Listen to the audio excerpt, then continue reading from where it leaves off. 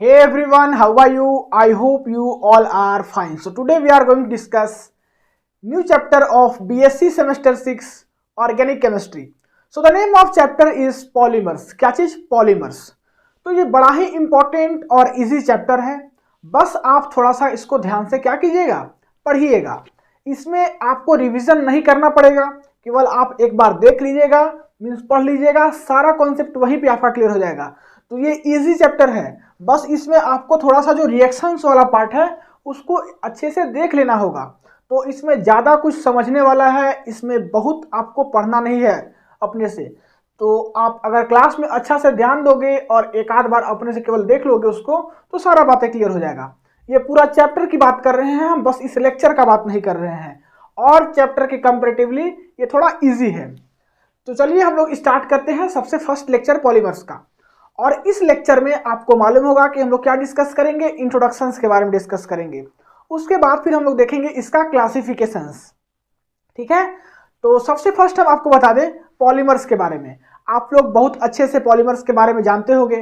Means आप जहां बैठे हो, जिस चेयर पे, जिस टेबल पे, वो भी आपका क्या है, पॉलीमर्स है. आप जहां सोते हो, जो बेड होता है वो भी क्या है, पॉलीमर्स है. हमारे हाथ में ये जो मार्कर है ये भी क्या है, पॉलीमर्स है. आप जिस फोन में वीडियोस देख रहे हो, जिस लैपटॉप में वीडियोस देख रहे हो, वो भी आपका क्या है, पॉलीमर्स है. ये मेरा जो जैकेट हम जो पहने हैं वो भी क्या है, पॉलीमर्स है.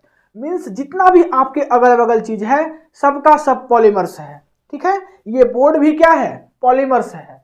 तो हम लोग के अगल बगल जितना भी चीज है, जो कुछ हम लोग यूज करते हैं, जो कुछ पहनते हैं, वो सारा कुछ क्या है, पॉलीमर्स है.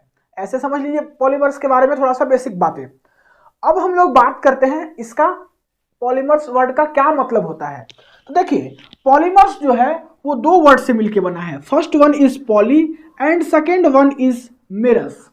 एक क्या है, पॉली है, और एक क्या है, मेरस है. पॉली का मतलब होता है मेनी, और मेरस का क्या मतलब होता है, पार्ट्स, या बोल सकते हो यूनिट्स. दोनों वर्ड को अगर हम लोग कंबाइन कर दें तो क्या बन जाएगा, मेनी यूनिट्स या मेनी पार्ट्स. अगर हम लोग दोनों वर्ड्स को कंबाइन करें तो क्या देखने के लिए मिलेगा, मेनी यूनिट्स, या तो फिर आप मेनी पार्ट्स भी बोल सकते हो. तो किसी भी चीज का बहुत सारा यूनिट्स जो है अगर कंबाइन हो जाए तो उसको हम लोग क्या बोलेंगे, पॉलीमर्स. अब किस चीज का कंबाइन होगा हम एक एक करके एग्जांपल में इस पूरे चैप्टर में अच्छे से देखेंगे. ठीक है. तो मेनी यूनिट्स इसका मतलब हुआ, ये तो आपको समझ में आ गया. अब ये जो पार्ट्स होता है, ये जो यूनिट्स होता है, इसको हम लोग बोलते हैं मोनोमर्स. मोनोमर्स क्या है, मोनोमर्स जो है आपका किसी भी मॉलिक्यूल्स का एक पार्ट होता है.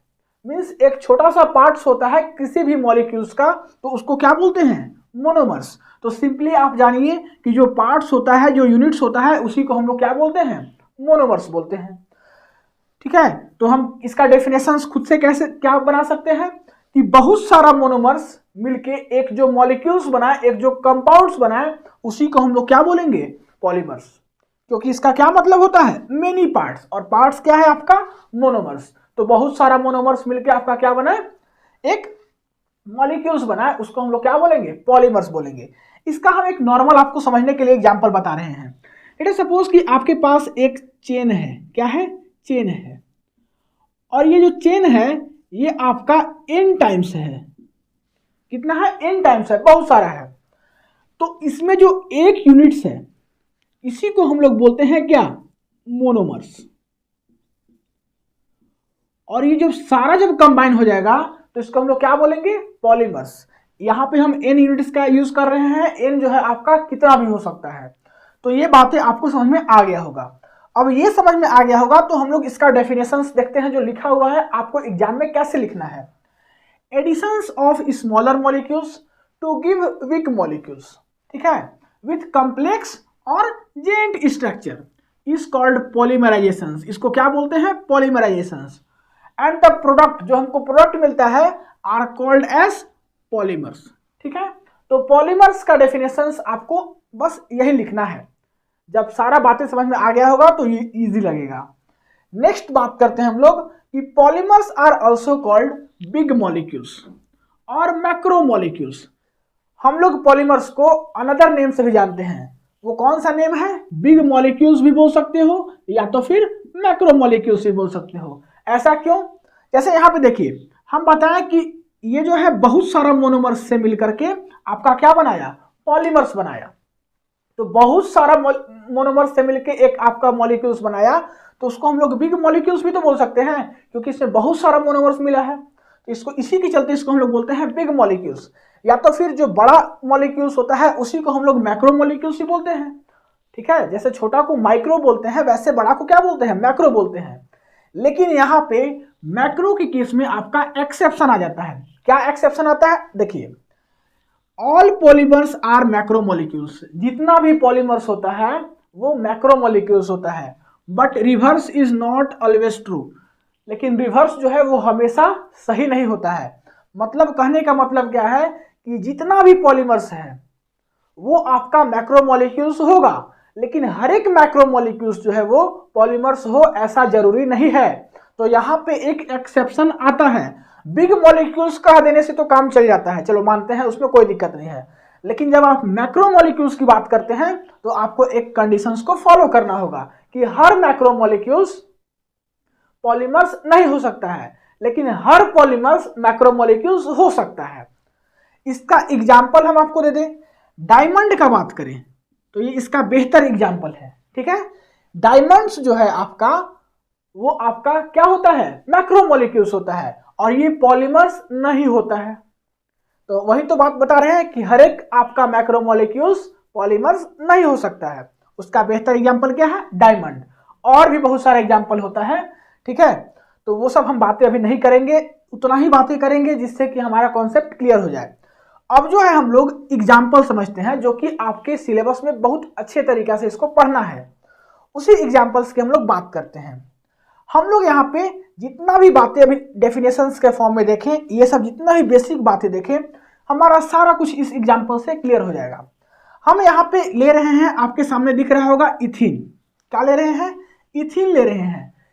ये जो इथीन है इसको हम कितना ले रहे हैं, इसका n यूनिट्स ले रहे हैं। कहने का मतलब कि इसका मेनी यूनिट्स ले रहे हैं, मेनी पार्ट्स ले रहे हैं। ठीक है, तो इसी इथीन को हम लोग क्या बोलते हैं, मोनोमर्स। क्योंकि हम बताए थे कि जो यूनिट्स होता है, जो पार्ट्स होता है, इसी को हम लोग क्या बोलते हैं, मोनोमर्स बोलते हैं। तो यहाँ पे जो इथीन है वो आपका क्या होगा, मोनोमर्स होगा। और कितना इथीन है, n इथीन है, मीन्स बहुत सारा आपके पास मोनोमर्स है। तो बहुत सारा मोनोमर्स है, और इसमें जब हम लोग पेरोक्साइड पास कराएंगे तो हमारे पास जाके आपके पास बनेगा क्या, एक बनेगा बिग मॉलिक्यूल्स, जिसको कि हम लोग मैक्रो मॉलिक्यूल्स भी बोलते हैं। और फाइनली इसको हम लोग क्या बोलते हैं, पॉलीमर्स बोलते हैं। और इस स्ट्रक्चर का अगर नाम की बात करें तो ये क्या है, आपके पास पॉलीथीन है। तो इथीन से आपका क्या बन रहा है, पॉलीथीन। ठीक है, अब ये इथीन जो है आपका वो है मोनोमर्स, और ये जो पॉलीइथीन है वो आपका है पॉलीमर्स। ठीक है, सारा बातें आपको समझ में आ गया होगा। यहां पे जो n है, इस n का वैल्यू आपका 1 से लेकर के 16 तक हो सकता है। कहां से कहां तक, 1 से 16 तक। अगर n का वैल्यू 5 से 10 हो, कितना हो, 5 से 10 हो, तो इसका सबसे बेहतर एग्जाम्पल है जो प्लास्टिक हम लोग यूज करते हैं वेजिटेबल्स को लाने में, या छोटा मोटा किराना दुकान से सामान लाने में जो हम लोग प्लास्टिक यूज करते हैं, 1-2 केजी वाला होता है ना, जो हम लोग जाके लाते हैं कुछ सब्जी। तो वो जो सब्जी वाला प्लास्टिक होता है, उस प्लास्टिक में n का वैल्यू कितना होता है, 5 से 10। मीन्स आप यहां पे लिख दो वेजिटेबल प्लास्टिक। ठीक है, वही अगर हम बात करें तो इस पॉलीथीन में n का वैल्यू अगर 16 हो, n का वैल्यू कितना हो, 16 हो, तो यहां पे जो हम लोग पॉलीथीन यूज करते हैं उसका बेहतर एग्जांपल, कोई भी हम लोग ब्रांडेड दुकान में क्या करने जाते हैं, कपड़ा खरीदने जाते हैं, जैसे रेमंड वगैरह में, तो वहां पे जो हमको प्लास्टिक मिलता है अच्छा क्वालिटी वाला, वहां पे n का वैल्यू जो है आपका कितना होता है, 16 होता है। तो इसका बेहतर एग्जांपल क्या है, रेमंड प्लास्टिक। ठीक है, तो ये बस आपको जानने के लिए है, इससे जानने से आपका ये सारा कॉन्सेप्ट जो है आपका क्लियर हो जाएगा। तो यहां से आपको बात समझ में आ गया कि मोनोमर्स का बहुत सारा यूनिट्स है, इसको हम लोग पेरोक्साइड से पास कराएं, जैसे ही पेरोक्साइड से पास कराएं तो हमको जाके मिला पॉलीमर्स, और इसी को हम लोग बोलते हैं पॉलीथीन। इस स्ट्रक्चर को पूरा एन टाइम्स जो स्ट्रक्चर है, इस स्ट्रक्चर को हम लोग बोलते हैं CRU। CRU का फुल फॉर्म क्या होता है? Constitutional repeating unit. क्या होता है? Constitutional repeating unit. तो ये सब बातें जो है आपको समझ में आ गया होगा, बहुत बेसिक बातें था, इसमें कुछ टफ वैसा कुछ समझने वाला था नहीं, बस आपको एक बार रीडिंग मारना होगा। तो अब हम लोग जो है बात करते हैं इसका क्लासिफिकेशन। क्लासिफिकेशंस भी जो है डिफरेंट डिफरेंट बेसिस पे हुआ है, तो देखते हैं एक आज बेसिस पे आज क्लासिफिकेशंस हम लोग देख लेंगे। नेक्स्ट क्लास में और भी जो क्लासिफिकेशंस बचेगा उसको डिस्कस कर लेंगे। तो यहां तक आपको समझ में आ गया होगा। देखते हैं हम लोग इसका क्लासिफिकेशंस। तो वीडियो को पॉज करके नोट कर लीजिए, इसको हम लोग क्या करेंगे? मिटाएंगे। नोट कर लिए? 1 2 3। अब हम लोग बात करते हैं इसका classifications. Classifications on the basis of origins और सोर्स। तो ओरिजिन्स और सोर्स के बेसिस पे हम लोग इसको कितना पार्ट में क्लासिफाई करते हैं उसको हम लोग देखते हैं। तो ओरिजिन्स और सोर्स के बेसिस पे इसको हम लोग 3 पार्ट में क्लासिफाई करते हैं। First one is natural polymer, second one is semi synthetic polymers and third one is synthetic polymers. तो ये 3 आपका क्या होता है? ओरिजिन्स ऑफ सोर्स के आधार पे क्लासिफिकेशन होता है पॉलीमर्स का। एक एक करके डिस्कस करते हैं, कुछ नहीं है, बस आपको रीडिंग मारना है। नेचुरल पॉलीमर्स क्या होता है? Polymers derived mostly from plants and animals are called as natural polymers. जितना भी पॉलीमर्स जो कि आपको प्लांट्स से, एनिमल्स से मिलता है उसको हम लोग क्या बोलते हैं? Natural polymers. इसका example proteins, cellulose, starch, natural rubber, leather, cotton, wool, silk etcetera और भी बहुत सारा होता है। तो हमको उतना नहीं जानना है, इसमें से 2-3 आपको जो अच्छा लगे देख लेना एक बार। सेकेंड बात करते हैं semi synthetic polymers. Semi synthetic polymers का क्या मतलब है? देखो यहाँ पे एक वर्ड यूज हुआ है सेमी। सेमी का मतलब होता है हेमी। क्या होता है? हेमी। सेमी का क्या मतलब होता है? हेमी। और हेमी का क्या मतलब होता है? 50 से 60%। ठीक है, तो इसका डेफिनेशन हम पढ़ रहे हैं, आपको सारा बात समझ में आ जाएगा। The polymers derived from natural sources are subjected to some chemical modifications are called as semi-synthetic polymers। Means यहाँ पे जो पॉलीमर्स होगा वो कहाँ से पॉलीमर्स मिलेगा? जो हम लोग यहाँ पे प्लांट्स, एनिमल्स से जो पॉलीमर्स मतलब ले रहे थे, मीन्स जिसको कि हम लोग नेचुरल पॉलीमर्स बोल रहे थे, वही नेचुरल पॉलीमर्स में अगर कुछ मिलावट कर दिया जाए, मीन्स उसमें केमिकल्स जो है उसको क्या कर दिया जाए? मिला दिया जाए, कुछ उसका केमिकल मॉडिफिकेशंस कर दिया जाए। मीन्स आप 50 to 60% क्या करो कि जो नेचुरल पॉलीमर है उसी को रखो और उसमें जो है कुछ आप केमिकल मिलावट कर दो, और उसके बाद जो पॉलीमर्स बनता है उसको बोलते हैं सेमी सिंथेटिक पॉलीमर्स। ठीक है, बात समझ में आया? इसमें कुछ नहीं किया जा रहा है। आप देखिए नेचुरल रबर, यही नेचुरल रबर जो कि हम लोग नेचुरल पॉलीमर से बात करते थे, यहाँ पे देखिए इसी नेचुरल रबर में हम लोग सल्फर पाउडर मिला दे रहे हैं in the presence of heat, तो जाके आपको मिल जा रहा है वल्कनाइज्ड रबर। नेचुरल रबर जो है आपका, वो जो पेड़ होता है रबर का, तो उससे मिल्क के फॉर्म में निकलता है, और उस मिल्क के फॉर्म में जो रबर निकलता है उसको हम लोग बोलते हैं नेचुरल रबर। और उसमें हम लोग क्या कर रहे हैं कि सल्फर पाउडर मिला दे रहे हैं और इसमें थोड़ा सा हीट दे रहे हैं, तो ये क्या बन जा रहे हैं? वल्कनाइज्ड रबर, जो कि हम लोग शूज में, जो शूज का लेदर वगैरह बनाने में यूज करते हैं, उसमें यूज करते हैं। और भी हम लोग जो क्या बोलते हैं, जो पढ़ने लिखने में जो हम लोग रबर यूज करते हैं, तो वो वल्कनाइज्ड फॉर्म होता है। और भी बहुत जगहों पे क्या किया जाता है? उसी रबर का मॉडिफिकेशंस करके अच्छा से बनाया जाता है, और हम लोग उसको क्या करते हैं? मार्केट में यूज करते हैं। टायर वगैरह में भी बनाया जाता है, जो आपका गाड़ी का टायर वगैरह होता है, तो उसमें भी यही रबर को क्या किया जाता है? मॉडिफिकेशंस करके, केमिकली मॉडिफिकेशंस करके उसको वल्कनाइज्ड किया जाता है। ये एक प्रोसेस होता है, आपके सिलेबस में शायद है कि नहीं पता नहीं, इसको ही शायद पढ़ना ही होगा, तो होगा ही सिलेबस में, नहीं भी होगा तो हम इसको आपको पढ़ाएंगे। नेक्स्ट बात करते हैं इसका एग्जांपल, सेलुलोज लेते हैं। सेलुलोज भी आपका क्या है? ये आपका नेचुरल पॉलीमर्स है।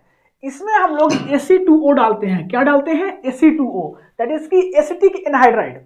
जैसे ही Ac2O डालते हैं तो ये जाके आपका पॉलीमर्स बनता है, दैट इज की सेलुलोज एसीटेट। और ये जो सेलुलोज एसीटेट पॉलीमर्स बनता है, इसका हम लोग यूज कहाँ पे करते हैं, थ्रेड को बनाने में, कहाँ पे, थ्रेड को बनाने में। और ये थ्रेड जो है कौन कौन सा हो सकता है, जो हम लोग क्लोथ्स में यूज करते हैं, क्लोथ्स को बनाने में। सेकेंड, आपका ये जो थ्रेड्स होता है आपका वो ऑपरेशंस में, जो ऑपरेशंस में आपका थ्रेड डॉक्टर लोग यूज करते हैं, उस थ्रेड को भी बनाने में आपका सेलुलोज एसीटेट यूज किया जाता है। अब हम लोग बात करते हैं सिंथेटिक पॉलीमर्स, जो कि आपका थर्ड है। सिंथेटिक पॉलीमर्स को ही हम लोग मैनमेड पॉलीमर्स बोलते हैं। क्यों बोलते हैं वो देखिए, which are synthesized in laboratories और in factory are called as synthetic polymers. ये एक पॉलीमर्स होता है जो कि कहाँ सिंथेसाइज किया जाता है, लैब में या तो फिर फैक्ट्री में, तो उसको हम लोग क्या बोलेंगे, सिंथेटिक पॉलीमर्स बोलेंगे। और जो लैब में किया जा रहा हो, जो फैक्ट्री में किया जा रहा हो, तो वो किसके द्वारा किया जाएगा, मैन के द्वारा किया जाएगा, हम लोग के द्वारा किया जाएगा। सो इसी के चलते इसको हम लोग मैनमेड पॉलीमर्स भी बोलते हैं। इसका बेहतर एग्जाम्पल है पीवीसी। पीवीसी क्या है, पॉलीविनाइल क्लोराइड। क्या है, पॉलीविनाइल क्लोराइड। वो जो पाइप वगैरह हम लोग यूज करते हैं, आप देखे होंगे कि आपके घर में वायरिंग वगैरह होता है, पानी का वायरिंग, मतलब जो टंकी से पानी आता है आपके घर में, जो सप्लाई होता है किचन बाथरूम सब जगह, तो वहां पे जो आपका पाइप यूज किया जाता है वो पाइप होता है पॉलीविनाइल क्लोराइड। और इसको जो है हम लोग फैक्ट्री में क्या करते हैं, बनाते हैं। किसके द्वारा, हम लोग खुद अपने से बनाते हैं। इसी के चलते इसको हम लोग मैनमेड पॉलीमर्स भी बोलते हैं। नाइलॉन जो हम लोग बनाते हैं, ये भी आपका फैक्ट्री में ही बनता है। पॉलिस्टर हो गया, डेक्रोन हो गया, तो ये सब जितना भी चीजें हैं हम लोग इसको खुद से बनाते हैं, या तो लैब में या तो फिर फैक्ट्री में। सो दैट्स वाई कि इसको हम लोग सिंथेटिक पॉलीमर्स और मैनमेड पॉलीमर्स भी बोलते हैं। तो उम्मीद करते हैं कि आपको यहां तक सारा बातें समझ में आ गया होगा। इस क्लास में हम लोग यही छोड़ रहे हैं। अगले क्लास में on the basis of compositions polymers का क्लासिफिकेशंस देखेंगे। हम उसको अभी भी देख सकते हैं, लेकिन लेक्चर बहुत लंबा हो जाएगा तो आप लोग खुद बोर हो जाओगे, तो इसीलिए हम लोग यहीं पे छोड़ते हैं। नेक्स्ट क्लास में बात करेंगे on the basis of compositions polymers को कितना पार्ट में क्लासिफाई किया गया है। तो तब तक के लिए पढ़ाई करते रहिए। All the very best. Video को पॉज करके नोट कर लीजिए।